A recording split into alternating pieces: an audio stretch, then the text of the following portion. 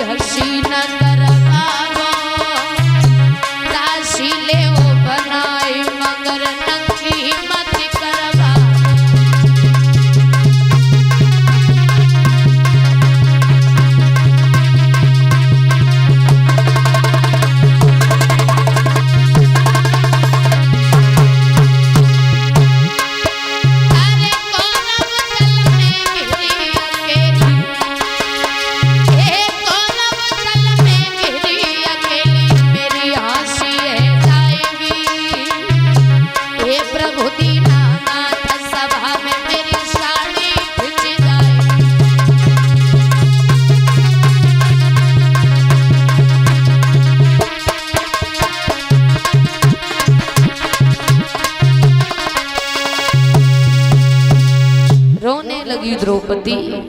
और जैसे ही द्रौपदी रोने लगी, सभा में बैठे लोगों से मदद मांगने लगी। दुशासन को बुलाया, दुर्योधन ने जाओ इस पांचाली को नगिन करके हमारी जंगह पे ला करके बिठाओ। द्रौपदी का कलेजा कांप गया और एक बात कही, पागल हो जो भरी सभा में के स्त्री को नगिन कर रहे हो। तो दुर्योधन ने एक बात कही, द्रौपदी उस दिन तुमने एक बात कही थी हमसे, कौन सी? कि हमें तो ऐसा लगता है अंधे का पुत्र अंधा पैदा हो गया। अगर अंधे का पुत्र अंधा पैदा हो सकता है तो अंधे के साथ रहने वाले भी सब अंधे होते हैं। अगर आंखों वाले हैं तो सिर्फ तुम्हारे 5 पति हैं और पति के सामने स्त्री को शर्म करने की कोई जरूरत नहीं है। रोने लगी मैया। दुशासन द्रौपदी के पास में पहुंचा, उस साड़ी को पकड़ा तो द्रौपदी ने उस साड़ी को अपने हाथों से पकड़ लिया। जहाँ पर 5 पति बैठे थे दौड़ करके गई, मदद मांगने लगी, तुम तो हमारी रक्षा करो।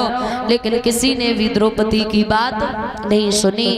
तो द्रौपदी ने रो कर एक बात कही कि किसी दिन ये बात कहते हुए हमें बड़ा गर्व हुआ करता था कि हमारे 5 पति, और उतनी आज हमें शर्म महसूस हो रही है क्योंकि 5 पति हैं, फिर भी एक पत्नी की भरी सभा में आज लाज लुटी जा रही है।